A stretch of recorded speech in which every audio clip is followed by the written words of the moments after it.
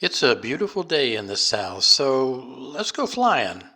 Today, I'm going to take a sightseeing trip.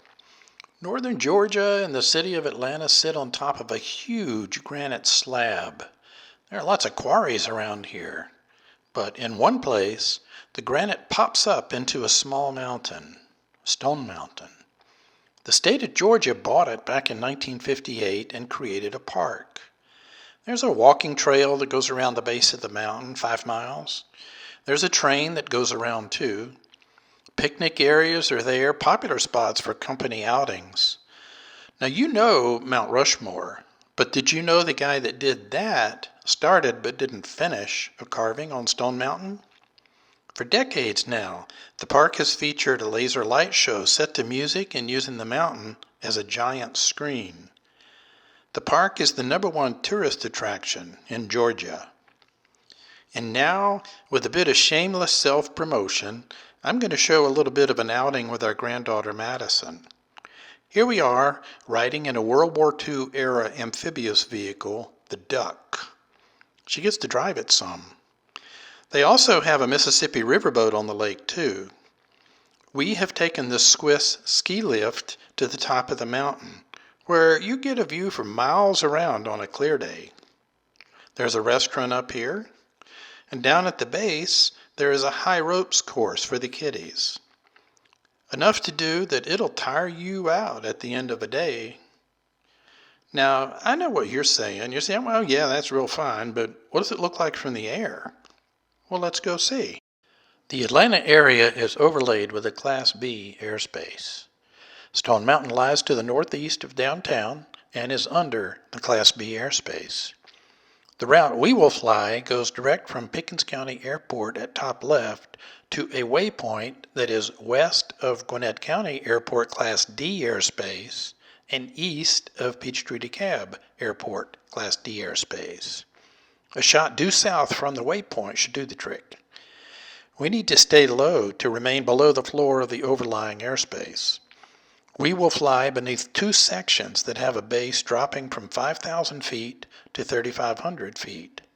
So we plan to remain at or below 2,500 feet for the flight. Here is our path today. It's a bit bumpy out and some thermals. Oops, just ballooned up 200 feet. Oops, just went down 100. So today we're just slow flying. We're not in any hurry at all.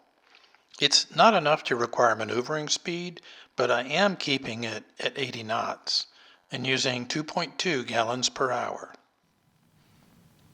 Hey, off to our right, there's a quarry.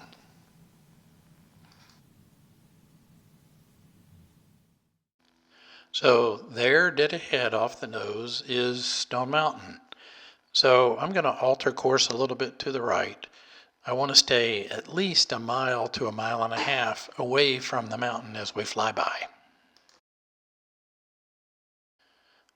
So we're flying around the backside of the mountain now. I've zoomed my camera in as far as it'll go, but it is still a little bit hard to make out some of the features.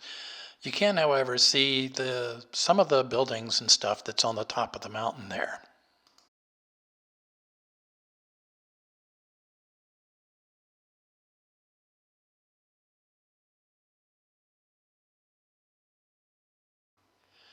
So we're coming around the front side of the mountain now. Some of the details, again, because of the distance that we're keeping from the mountain, are a little hard to make out. But if you look close, you can see the cables for the cable car that runs up to the top of the mountain there. The carving on the face of the mountain is here, but it's just really hard to make it out from where we are.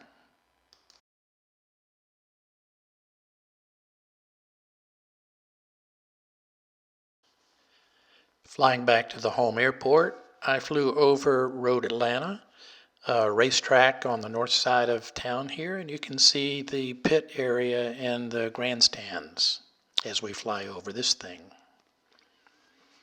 And then we also crossed over the southern part of Lake Lanier, where all the islands are.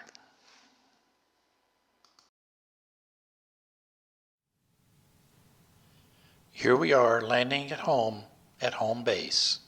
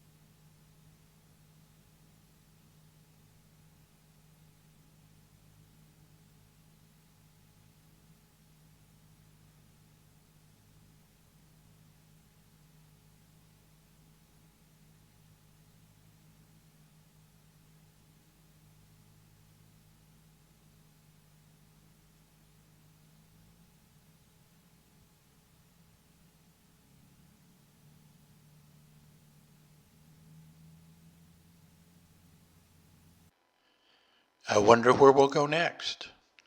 Well, the only way to find out is to subscribe and stay tuned to this channel. We'll see you then.